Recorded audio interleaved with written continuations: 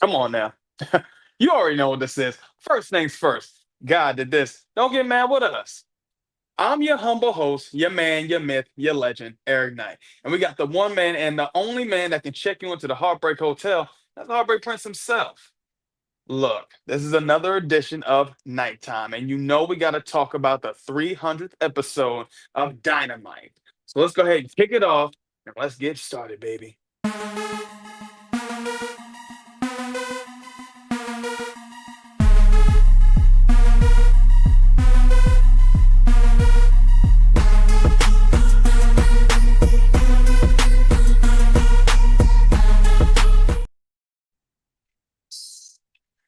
Man, look, I'm not gonna lie. This is the 300th episode. Now, this was strong, okay? And I ain't talking about the Spartans, man. I'm talking about how good this show legitimately was, to the point where I said to myself, yeah, man, y'all got me. Ain't no way. My decision's been made for the last month, but every week, y'all just keep making me say, there's no other decision that I want to make besides this. So, let's go ahead and show how they kicked off the show because I mean it was complete madness. Okay, I'm talking real madness. Okay, because we kicked it off with my man Adam Page. Okay, first of all, he came out pissed off, upset, just riled up. Was already telling John Moxley, "Look, I don't care what you have to bring out. You can bring the Bucks, the EVPs, which we all know of. You can bring the rest of the whole Death Riders." Anybody you want to bring out, and I promise you, they're not going to stop me. And he calls out John Moxley. And at this point, Moxley comes out, him and Marina Shafir. He tells him, like, I don't think you're really ready. You don't have what it takes to take this title. You don't have what it takes to even beat me. But then, Simon Page tells him, well, if you want to really do this, then let's settle this off right. John Moxley said, yeah, you're right. Let's do a Texas death match. And man, when I tell you, they already started squaring off, going crazy, throwing hands to the point where John Moxley runs off. Yeah. What's crazy is to the point where, Marina Shafir tried to actually hit my man Adam Page with that briefcase with the title inside. Do we know if that's the title anyway? Because we don't even know. Is there really a title in there? Or is it just air? Or maybe it's just another contract. Who knows at this point? That briefcase could have anything up in there. But then right after that, oh man, Adam Page gets on the mic. He says, John, I don't think you really know. I don't think you even think that you don't have no idea that I really have what it takes, and I'm willing to do whatever it takes to get your attention. And man, this man was not joking. Throws the mic and hits Marina Shafir with a buckshot lariat. Man, I mean, you want to talk about insane to the point where John Moxley was going crazy outside the ring. Now, not gonna lie, this isn't really too common to see.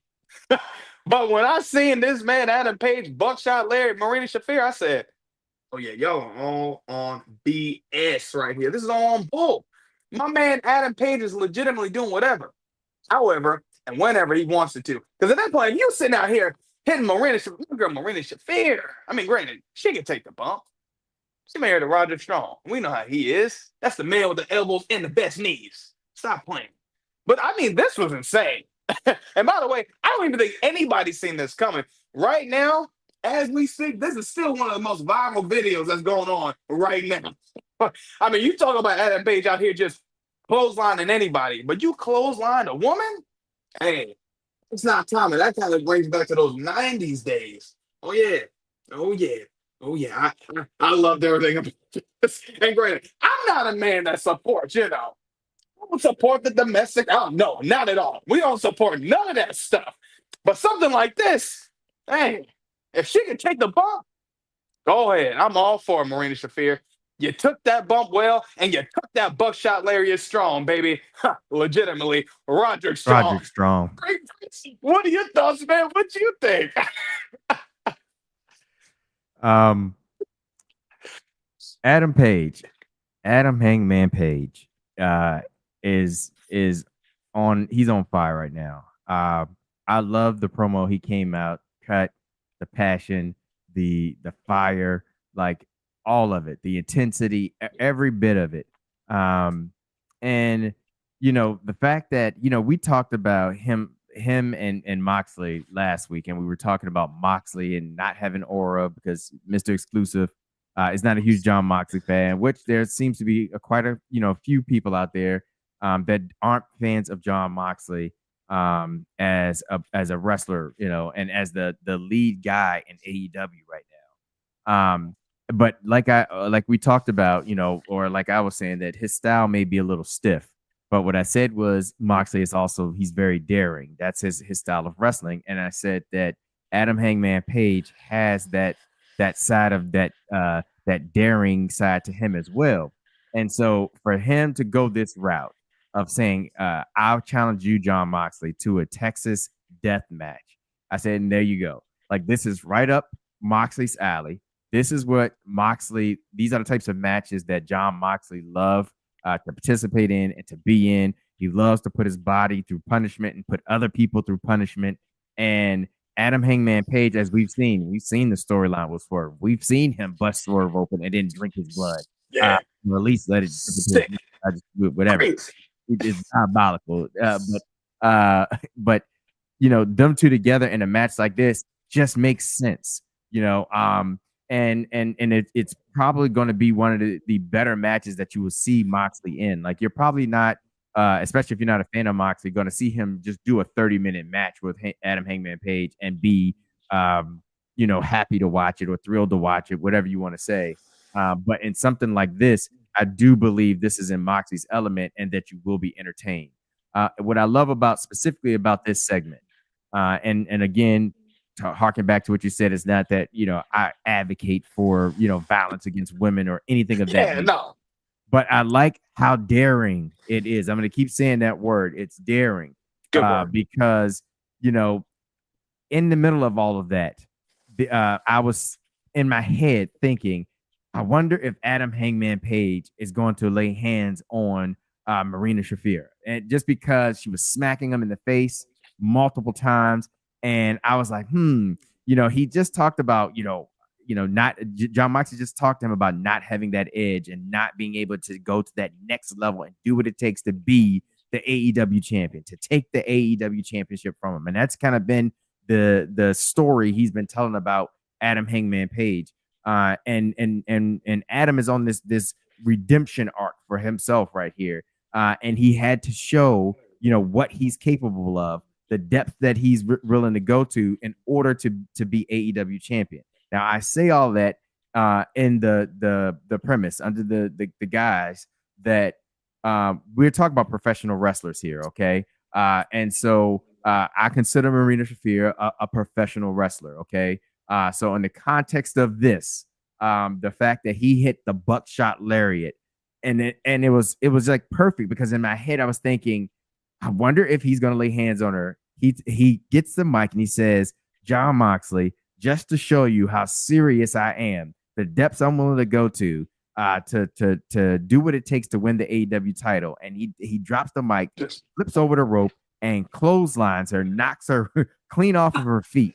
I just, a great segment. It was a great segment by all parties involved, not because he knocked down the female or he hit the female, just because how the whole story and that whole segment went. And I just thought that was very good writing, very good setup, and then a very good ending to that segment. And, shout out to Marina for being a part of it and being able to take that bump. But again, she's a professional wrestler. She's in a wrestling ring. She's in a wrestling business. And so, she deserves her flowers for just saying, yeah, I'm going to be a part of this and give me the buckshot lariat. Yeah. No, for real. Yeah. She really sold it well. And I thought it was, and then John Moxley, going crazy. Like, I said, you know what, John, this is good for you. Yeah. This is good. Yeah. They really they did well. I was very happy about this. And I said, yeah, man, if the stakes weren't high enough for what was going on with Adam Page and John Moxley, they upped it up by like 1,000. Yeah. I mean, at first we was like already saying, it was going to be a good match, but now since we know this Texas death, and we already knew this was gonna be the main event, but Yeah, now this main event is about to be insane. it And the is. last time, like I remember, well, it wasn't a Texas death match, but I remember 2019 in Full Gear. We went to see that live, and it was Kenny Omega, Mhm. John Moxley, that blackout match, the unsanctioned match. And my God, when I said that was, and again, that was the main event. It was already 11:30 at night. I thought I was getting tired, but as soon as these men were going crazy, I was wide awake. I said, "Oh my God, this is crazy." Yeah, And yeah, I expect this match to be the same, man. I mean, yeah. I don't think when it comes to these death matches, John Moxley really doesn't disappoint. Now, No. I think the only time where it was a little bit of a dud, I believe it was what Revolution 2020, when it Who do was you face in? I think it was the match with John The- Moxley and Kenny Omega, and I think it was just the ending of it when the pyro I'm didn't trying to go figure. off correctly. That's what it was. Yes. Yeah. Yeah. Yeah. I know what you're talking Yeah. about. Yes. And then Yes. Eddie Yes. Yes. Kingston ran in and And a tried to bit. go above Kenny Omega, and he was like, "I had a panic attack." I said, Yeah. "That was good, Eddie. I like what you said there." Shout out to my man Eddie Kingston, man. I don't know where he's been. We need that man come back, man. But yeah, I mean, honestly, yeah. But even before that ending, that match was still crazy. Yeah. And Yeah. yeah, man. Like, so I Yeah. already Because I remember that know being a this is big going to deal see. about the pyro and yeah and them thinking that AEW was doing too much to try to get attention and all that kind of stuff. Yeah. Yeah, Yeah. yeah. And then again, like, and I think what it was too, like people see the history of the death matches and how those Yeah. were back then in Japan, and they Yeah. were extremely extreme. Yeah. But I mean, 20 in the 2020s, come on, Yeah. we can't be almost killing people, you know what I'm saying? Granted, I've seen some of those kind of matches in the indie scene, and Yeah. some of those are extremely dangerous. So hey, They are. Yeah. yeah, so yeah, something like this, you got to take a little bit of safety precaution, but I think they're going to do great. And knowing John Moxley, I would not be surprised if we're going to see a lot of blood, a lot of gore, Yeah. action. This is right up So his alley, man. That's all I can say. Like this like it just makes perfect sense. This is right up John Moxley's alley. yeah, yeah, I think you know what I think they might have heard what we was. I think they might have heard Mr. Exclusive. I think that's what it is. I think they heard him and said, "Okay, oh, I'm Is it? Oh, bored, I'm he stiff. don't have aura. Oh, yeah, I'm gonna show you more in this match." yeah. Oh man, but speaking of aura, man, we gotta talk about the next thing that happened with our girl, the CEO. Man, look, Mercedes Monet and Mina, man, this was a really good match. Again, there's times where I feel like people are not really understanding what is going on with Mercedes Monet right now. Okay. Tony Storm was outside. She was outside the ring, her and Luther, okay. And then after the match, you know what I'm saying? She starts to attack Tony Storm. Tony Storm trying to help Mina. And then she starts attacking Tony Storm. Now, I'm not going to lie. Okay. If you want to talk about something I am extremely excited for, it's this match. There is so much story. And you know what else is crazy too? Because I know before we talked about, just the parts with Tony Storm having the amnesia. And man, I found the clip of rookie Tony Storm. Oh my gosh, it was so funny. I said, man, it was so good. Like they had her at collision. She's like, I said, what the heck? Asking everybody, hey, can you watch my match tonight? Mm-hmm. Wow, they got that. I was just like, oh my God. The depths that she went for that character, for rookie Tony Storm, to just back to timeless. Man, this is timeless. Like, again, I love what Tony Storm is doing. But this whole thing with Mercedes Monet, I didn't expect Mina to win the TBS title. Don't get me wrong. But I thought to myself, what if she did lose? Now, that could have been already a spiral of a situation. But her being the belt collector, her being on this whole thing, being the CEO, the belt collector, I don't know, man. I'm starting to think she might win this one now. Because again, there is a lot of momentum that's on Mercedes. Like last week, again, we talked about on Nighttime. Beat the hell out of Tony Storm. And then Mina wanted to try to help. Beat the hell out of Luther. I mean, Luther was looking hurt. That was last week. But this week, again, Mercedes Moné beat the hell out of Tony. So I'm starting to think it might happen, man. And honestly, look, I think I would be okay either way. I'd be okay either way because if Mercedes does win, man, you're gonna have a lot of people gunning for her. But at the same time, I already know, you know, if Mercedes wins, it's gonna be the one thing they're gonna say, "Oh well, why does Mercedes have 7 titles? Why does she have all these belts? Why does she have?" She's the belt collector. Y'all didn't have a problem when Austin Aries did it. Y'all didn't have a problem when Kurt Angle did it. But because Mercedes is doing it, oh, it's a problem. Okay, we know why. Okay, I ain't even got to say we know why. But either way, I'm so excited for what they got going on with this. I love the match. The match overall was great. The reversals, just the counters, like man, just the psychology of it.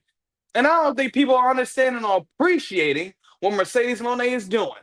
Sad to say, if this girl leaves AEW or stops wrestling the next 10, 15, 20 years, y'all are going to go back to this and say, man, this was such a good time. She was really in her prime. She was thriving. But right now, y'all are all hating. Okay, cool. Say what you want to say, but we know it is what it is. And I ain't talking Cam and Mace. Heartbreak Prince, what are your thoughts, man? What you think? Yeah, I was a little baffled this week by the story of you know, the match as far as Mercedes Monet and Mina. That was good. I don't really have a whole lot to like gripe about there, but what I was trying to figure out was what was the story this week between Timeless Tony Storm and Mercedes Monet, because Timeless Tony Storm, she sat at the table with a steak, potatoes, and every week they have like this nice steak sitting on the table, and I'm trying to figure out like is this thing hot? They was talking about this. They had the No, potatoes, and then yeah. she had a birthday cake, and Yeah. and I was like, And then okay, she so licked the what's cake. What the heck yeah, is what's that? happening? What's going to happen? But Thomas Tony Storm, she didn't touch the steak, she didn't touch the potatoes, and she just had this stare at Mercedes Monet the entire time. And then she gets in the ring and gets hit upside the head with the belt again. She forever has preached, chin up, tits out, and watch for the shoe. But this is the second week in a row she's been caught slipping, and I'm Yeah. just starting to feel like at this point in time she's gonna be slipping and at All In, and Mercedes Monet is gonna get this title, and she's gonna have a seventh title to her name. But yeah, I don't know. I don't know what's going on right now. I don't know what story this week. I didn't catch it. I may have missed it. So if y'all know, hey, share down in the comments. But I could not figure what story they were telling this week and why Thomas had this stare going at Mercedes the entire match, almost like she was just I don't know. Like she wasn't there or something. I have no idea. But the previous few weeks they have been cooking with the story when it came to Mercedes Monet and Thomas Tony Storm. So look, we got what is it, 8 more days now or 9 or whatever you want to say, more days until All In. So we got one more Dynamite episode of Dynamite, And we still got and then Collision. So you never know. and She might cut collision another and promo. collision, and then it's going to be for the marbles. And as I said last week, it's funny because every week the story, my opinion of it changes. Because at first I thought, hey, Mercedes Monet has to lose this. She can't. She can't. She can't have like all 7 titles. She needs to lose this one. She needs to lose the rest of her titles, and then she needs to climb. Get this one, the most important one. But then last week when she got the better of Tony Storm, I said, you know what? I think they can actually go this route where she wins the 7th title, and what does this do for Tony Storm? What does this do to Tony Storm? Like, how does she come back from this? And what does this do to Mercedes Monet? Now that there's nobody that has been able to stop her, nobody that's been able to beat her in the ring. She has every title that you can imagine almost. And so this week I kind of got that same feeling of like, yeah, they're gonna go ahead and complete it. They're gonna go ahead and complete it. She's gonna get the 7th title, and that's gonna be all she wrote. I don't know who's gonna stop her at this point in time. If Tony Storm can't do it, I don't think nobody can. Yeah, man. I mean, hey, and honestly, it might be one of those things if timeless Tony Storm can't do it, maybe rookie Tony Storm can do it. Who knows, huh? Hey, get Amnesia again. I'm all for it. But I mean, yeah, man. I that's what's kind of got me because I'm thinking to myself, like, where are we going with this? And Yeah. again, I mean, Hey, if she gets that 7 Dragon Ball, we know it's raps. Okay. She's Shenron at that point. They- She can make any wish she wants. so hey, we just gotta wait and see. But I am excited to see what they do with that. And again, I am all excited for All In, man. But I am too. this next match, man, I ain't gonna lie. This one was good. But one main thing we had to get. Look at this. Come on now. Man, Brody King had MJF, man. You can't tell me this match wasn't entertaining. First of all, in the beginning of the match, MJF was on commentary. When it was Brody King, AR Fox, and Anthony Bones was just sitting there just going crazy, MJF was on commentary, and MVP and the rest of the Hurt Syndicate was just chilling. Now, at some point, hey, look, props to my man AR Fox. You were going crazy with the spots, crazy with the jumps. I mean, this was insane. Brody King, man, please give this man a title or something. This guy is so good. If y'all have not seen this man, Brody King, in any of the matches, I suggest watch some of his other stuff. Last few months, last couple of years, since he's been in AEW, this man cooks like, man, come on. He's making me want to bark. But then, after that, MJF legitimately said what he was going to do last week, and he made that man AR Fox tap out, and now he has solidified his spot into that gauntlet match. Now, look, he told y'all he was going to do this. This ain't no shock. Look, what I've realized, when MJF says he's going to do something, he does it. He's a man of his word. Well, at least when it actually attains to him. Because any other time, it just don't mean nothing. But even after that, man, I mean, just everything that MJF is doing right now, and I've said it before, and I will say it again, it is pure gold. Gold. He told y'all this last week. We talked about it on Nighttime. He said he's going to win the gauntlet match. And I know for a fact, at this point, oh, yeah, MJF is definitely going to be up next to get that title, man. Look, I love how he's got the suit on with the MJF joint, with the Burberry in the back, with the letterings, the same with like MVP had his. This is good stuff, man. My thing is, some people are like, oh, I don't like this. What is it that you don't like about this? This is story. This is good. This is saying, look, this is my protege. Well, I'm his protege, and this is who I want to be like. I mean, you ain't got to be like MVP. I mean, get me wrong, MJF, you already a solidified legend in your own rights, honestly. I mean, but I mean, this segment was great, man. I loved everything about it. MJF just talking his ish on the commentary. And then again, so even after that, with Speedball and long lost cousin Kevin Knight. Man, look, I ain't gonna lie, that was crazy. Okay, we got to talk about that. That was insane. First of all, Kevin Knight, y'all got y'all ass whooped so many times. To the point where we was even saying in our group chat, yo, just stay down. Like, yo, I mean, come on. The first time, y'all coming out with the ribs wrapped up. Rib, y'all were tripping. No way I'd have came out there. You got your ribs wrapped up. Bobby's out here just doing damage. Sheldon's out here doing damage. What I thought was funny with Kevin Knight, I said, man, look, this I know we might be related. When he told Sheldon, taught you how to hit your mother, I said, man, I like that callback. Because you got to think about when Sheldon Benjamin had his mom with him, man. I ain't going to lie. That man was thriving when he had the blonde hair and everything. I said, man, go ahead, Kev. That's a good callback that you did right there. And still called him out. I mean, honestly, then the Hurt Syndicate beat them down again and again, probably, 2 or 3 times? To the point, even on the last time when they said something, MVP said, nah, bro, he couldn't even keep seeing this. Okay? It was so crazy. But again, I loved everything they did about it. And now I'm starting to think, yeah, right, please. Ain't no way the Hurt Syndicate's losing those titles. Break Prince, what are your thoughts, man? What you think? 100% agreement. Those titles will remain on the Hurt Syndicate because, I mean, they're right now, those boys are just, they are tough.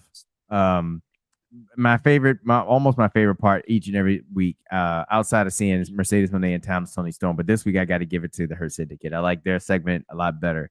And I just love seeing the way that they are using the Hurt Syndicate, the way they are the story that they're telling with them, the type of stuff that they're doing when it comes to just again hurting people. We talk about Speedball and Knight coming out there and just being destroyed, and that body slam that Shelton Benjamin gave, man, textbook. The daggone power bomb and the way he hit the match, textbook. I mean, hit the mat, textbook.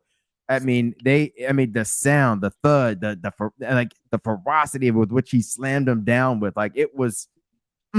I mean, it was Hurt. It was Hurt Syndicate all the way. Love it, love it, love it. What I always notice though is my man MJF is never involved. Like the Hurt Syndicate is out here hurting people, and MJF is over there with MVP. And I'm like, hey, MJF, you're supposed to be in the ring. You're supposed to be part of the Hurt Syndicate. If they're hurting people, you should be hurting people with them. Yeah. So, but that's what I've noticed. I say, all right, this is the second week that Shelton and Bobby have been getting busy, and my man MJF is chilling. Laughing. But yeah, I mean, I love the segment because they kept getting up and then they kept going in there and just being beat down. They were taking a beating, and it was like the famous words of President Bush. Fool me once, shame on you. Shame on me. Fool me twice. Well, if you fool me, I can't be fooled again. And that's what it was. I mean, they got in the ring. They did it 4 different times. Got in the ring and destroyed him. They would get back on the mic. You didn't kill me. Get back in the ring. Beat him down some more. Get back out of the ring. If this is the best you got, then you're gonna lose your titles. Come, all in. Get back in the ring. Beat him down again. It was like, God. Oh my gosh. I'm like, if y'all keep this up, y'all not gonna make it to All In. You're already out here with taped up ribs and stomach area. Like, hey, you're done. You're done. But get it wrapped up. Yeah, but Hurt Syndicate all the way, man. I love the way that they are just pushing those guys. I just like the stories that they put them in each and every week, and it's been good. It's been real good. Just seeing tag team wrestling done at like this, especially when it comes to a team that has the tag team championships, them being featured, and then again with them being the Hurt Syndicate and actually living up to that name. It's not just a name. It's not just a title that they have coming out to the ring every week. They're actually showing you why they are what they are. And then lastly, AR Fox, I got to give him his credit in this match for this 25, 30-minute match, whatever it was. He made sure he gave you stuff to at least remember his name. And like he put on a show. Like every time it was his opportunity, the camera was on him. He had some type of move, some type of like twist to something that you typically don't see when someone's performing a certain wrestling move.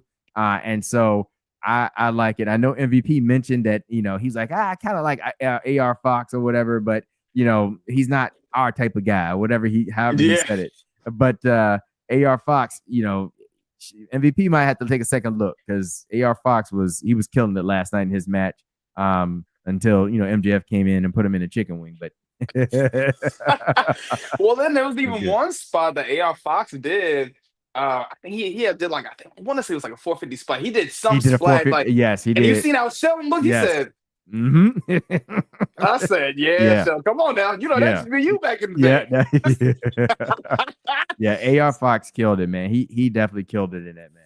Really did, man. It kind of made me think about how we said about Athena last week, how he had some of the most offense in that match. Yep. And my man still came on. So now I was like, it's all right. He's gonna lose. Yeah. Anytime they got that much offense, they taking an L. They taking an L, boy. That is textbook. Okay. Yep. Oh, man. But if we want to talk about textbook, we want to talk about greatness. Come on now. I don't know how many times we got to talk about this when it comes to Takeshita, okay? It should have been Takeshita. It should have been Takeshita. It should have been Kyle Fletcher. Man, look, the Young Bucks and Takeshita took on my boys, man, the Paragon and Bandito. But look, I ain't gonna lie, there was so many amazing spots and moves out of this, man, that this was just incredible. Okay. When I seen my guys, the Bucks, okay, and when oh man, and even that just the last few moves they did, okay, you want to talk about chills? You want to talk about rock chills?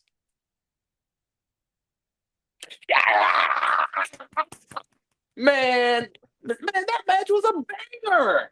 You can't tell me this wasn't a banger. Look, this is why we say the Young Bucks are the greatest tag team of time. I'll wait until there's somebody else in the next 10, 15, hell, even 5 years. I'll wait. But there's nobody better than these guys. I mean, this match was so good. I said I might have to go back and watch this later because I watched it the next morning and still felt the same way. I still got the rock chills, okay? Just going crazy. And keep in mind, this is just an AEW Dynamite show. This is not even a PLE. And this is the type of match and the quality of wrestling that the Bucks gave you. Come on, they gave y'all that for free. Y'all got to see the Bucks for free. Honestly, if they told me to pay, I'd have paid for it. No cap, I'd have paid to see that because that match was a banger. And then even like that last part that they did when they took Bandito and then they grabbed him, flipped him up, and then they pass him to the Kesta. Nick throws Matt above, and then they catch him with come on. They hit him with a super kick, boom, bam, suplex out. I said, oh my gosh, these guys. I mean, who comes up with this stuff? I'll tell you, the Bucks. The Bucks. Hey, come on. They're the EVPs for a reason, man. The Bucks stops here, baby. There you go. But the next thing that happened even after that, of course, Will Ospreay and Swerve when I swerve. Well, they come out, they try to beat the hell out of Takeshita and beat the hell out of the Bucks. Bucks run out.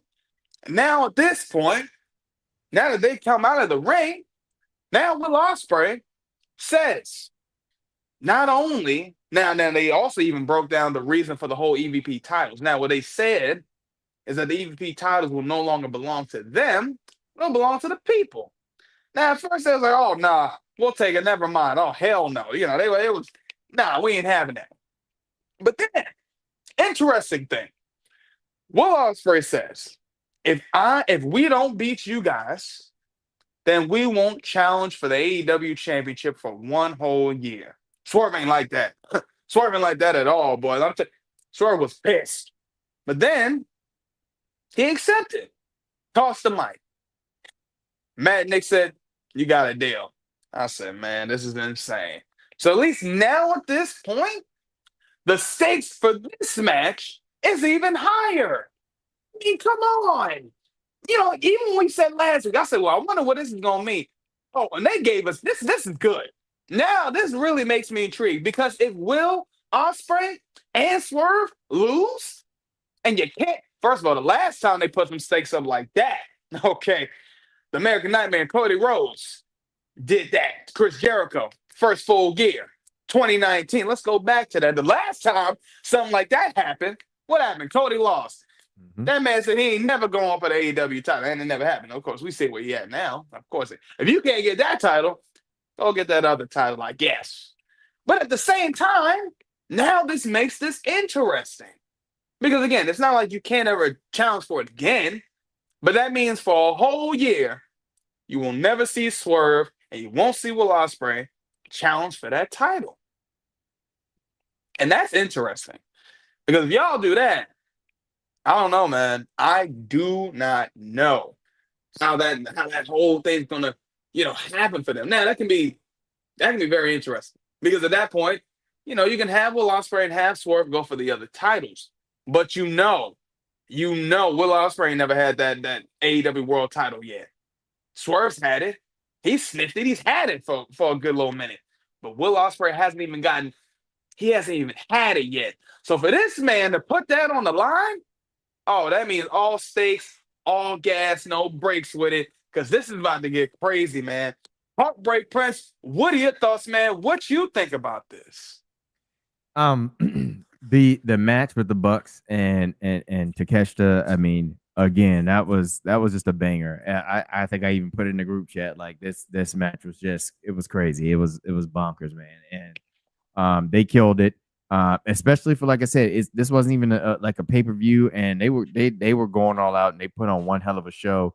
Definitely match of the night for me, and just I just that was just thoroughly entertaining from just the different spots that they were able to pull off the tag team work again, the synchronization between the Bucks and even with Takeshita involved, phenomenal.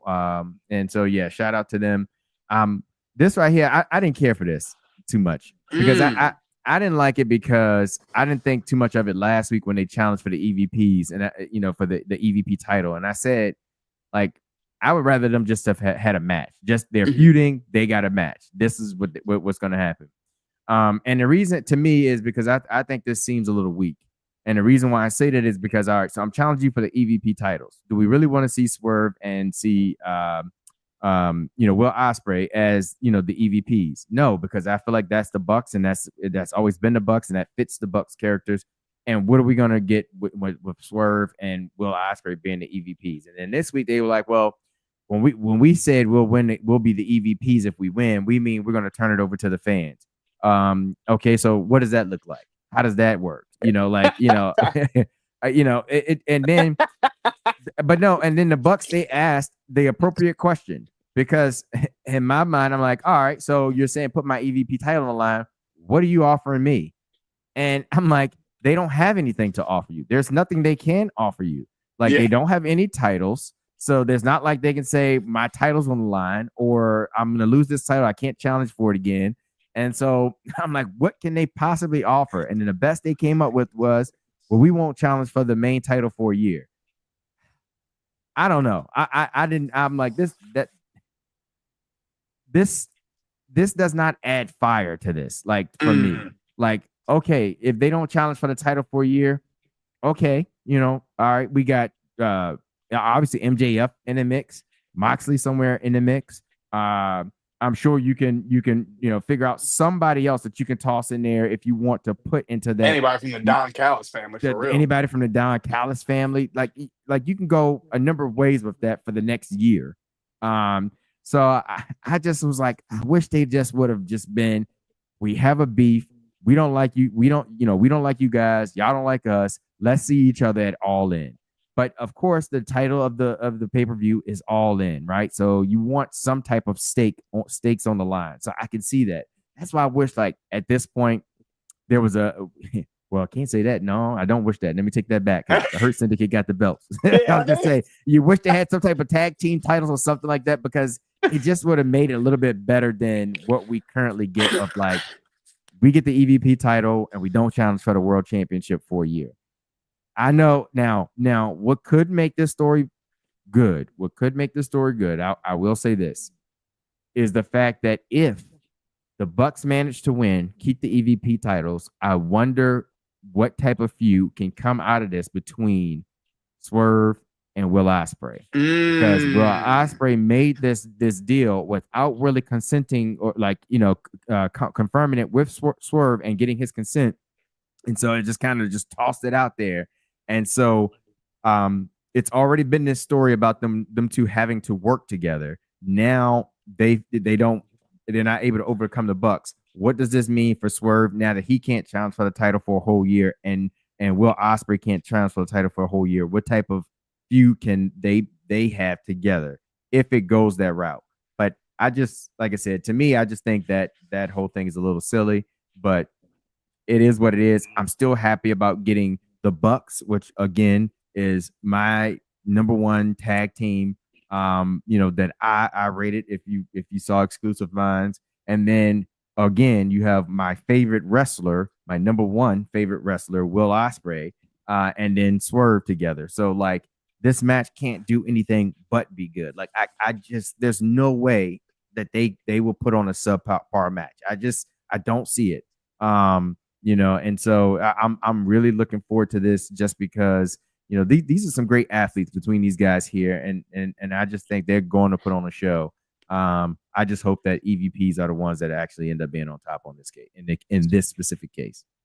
Yeah, that's how I feel. Because I do agree with you though. I definitely agree because it is one of those things where it's like the Bucks without the EVP titles, that sounds crazy. Yeah, But I think that that will give a good story for Swerve and Will Ospreay along the whole way. So yeah, I definitely agree with that. But the funny thing was, even after they had that whole situation, and they have a whole freaking tag team match, and then they have a tag match with LFI.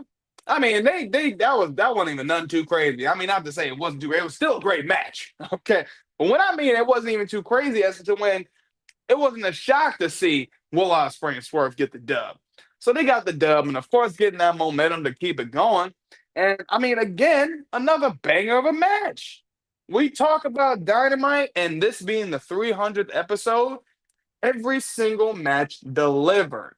And it had some story with it too. Had a lot of story. This is, again, a huge build-up. Man, they're doing great stuff with this. And yeah, again, I just I think it might be better if Swerve and Will Ospreay lose. It's not to say I don't want to see Will Ospreay go for the title. And it's like, who's to say that I mean, it's a crazy deal to be honest. A year? A year? That means you ain't gonna be able to challenge for it until when? The next July? The next all in? Well, hey, do what you gotta do, bro. Do what you gotta do. Or at this point, yeah, I think if they lose, Swerve is gonna he gonna swerve on Will Ospreay. That's a fact. Ain't no way you I, gonna tell me to put this on the line and you ain't even ask me to the last second. yeah, and honestly, I really do believe that's the way it's going. I think there's going to be a bad breakup between Swerve and Will, which will set up some matches between them, which that I do think will be phenomenal between those Yeah. two going in the ring. I believe that's where it's going. Yeah, because I feel like we've seen kind of, we've seen some pieces of it in between, especially when the whole thing with Adam Page and Yeah, trying to get them on the same page and yeah. everything. So, yeah, man, I think we've seen some stuff. So it could happen. It could. So we'll definitely see. But we gotta talk about that main event with Kota Ibushi and Okada, man. Look, you want to talk about aura. You want to talk about storyline. You want to talk about how good is this getting? And look, I'm gonna tell you right now. When we talk about some of this stuff right here, this was story right here. Okada beating Kota Ibushi, okay, and then after that, the Don Callis family starts to beat the hell out of Kota Ibushi. Let me get to Kesta. Where's Kyle Fletcher? Where's where's Arch Lancer? Look, this was so good, man. So they start beating the hell out of Kota Ibushi, and again, we haven't seen a certain one. We haven't seen the wrestling god himself, and Kenny Omega comes out, all right, with the steel chair, trying to help Kota Ibushi, and then at that point, the funny thing is, even Trent tried to come out. He got hit. He got hurt, and then of course Don Callis' family starts to escape, and then at that point, this is the finish right here. Now, I'll tell you this, man. When you want to talk about a wrestling classic, you want to talk about wrestling like probably some of the best matches of all time. Somebody honestly, you want to talk about a rivalry, I would compare this to Ric Flair and Ricky the Dragon Steamboat. Mhm. That's how good this match is. That's how good their matches have been. If you want to talk about some of those that are timeless, and I ain't talking Tony Storm, yeah, that's going to be this match here. They have already had 3 matches at G1 in New Japan, and we've seen how good those were. People were talking about this stuff for years, but the fact that we're about to see this in All In, Texas, shout out to my man Chris for the Hills of Life podcast because he's about to be there in Texas, and I know he's going to enjoy every single second of it because I would too if I was there, man. Look, this right here, I mean, you want to talk about this match on the card. It's not even, I don't even care that it's for a title. They could have just had just a regular match and I would have already been excited for it. This is going to be a wrestling classic. technical, hard hitting, smack. I mean, come on. Honestly, to be honest, my wife probably gonna be upset every time she hears me when I'm watching this match. All you're gonna hear, oh, oh my God. I expect to be doing that all day, that whole day. Give me a cup of tea. I might lose my voice. Because I'm probably screaming at the top of my lungs for how good this pay-per-view is. Man, I can't lie, man. Whether we're talking about Adam Page, John Moxley with the Texas Death Match, if we're talking about Mercedes Moné and Timeless Tony Storm for the AEW Women's Title, if we're talking about MJF with the Gauntlet match and getting his opportunity, if we're talking about the Bucks Swerve, okay, and Will Ospreay going for these, for their whole situation with the EVP titles. Don't matter about that whole situation, but I'm excited for the match. And then of course, we're talking about Okada and Omega. Are you kidding me? And this is the only, and then again, Hurt Syndicate, Pepper Knight, and Speedball. If these are all the matches, including the Gauntlet match, I'm telling you right now, Saturday, you ain't gonna see me go to Peacock at all, at all. Okay, and I ain't talking Pop Smoke with that one. You ain't gonna see me on Peacock at all. I'm gonna tell you right now, I won't be on Peacock until Sunday. Because I'm telling you now, I will spend all day watching All In because I will be all in on Saturday from 3 o'clock till the finish. 9 times out of 10, it might end at maybe 9, 10 o'clock. Don't matter to me. I'll be up. I'll have multiple cups of coffee so I won't doze off, so I won't fall asleep. Hell, I'll put the AC on 55. I don't care, man. This is going to be, I don't even think this is Chocolate going to pop, be a anybody? time. You know what I'm saying? I don't think there's going to be a time I'm going to feel tired. I don't think there's going to be any downtime for this for this whole card. I feel the whole time I'm going to be wide awake saying, oh my God, this is crazy.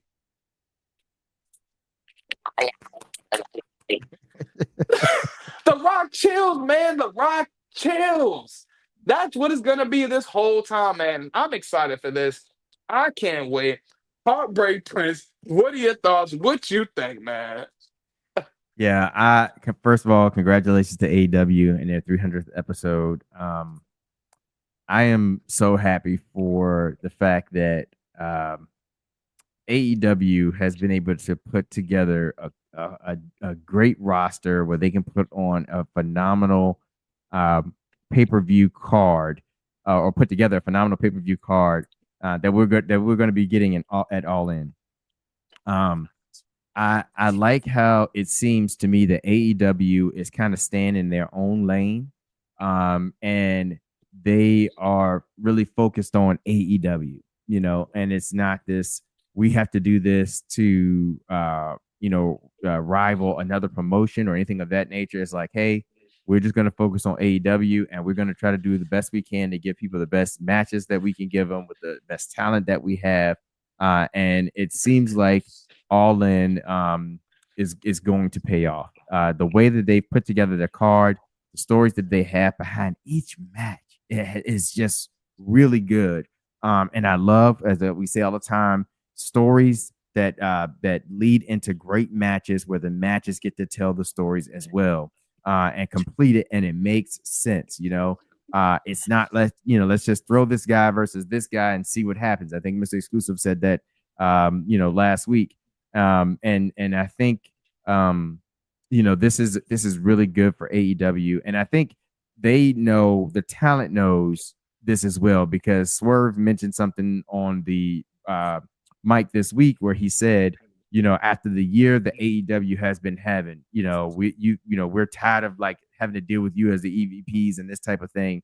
So it's like they feel, the talent knows, and they feel that AEW's product has gotten better, it's on the rise, and they know that they've been killing it themselves. And I think they had that confidence and that swag.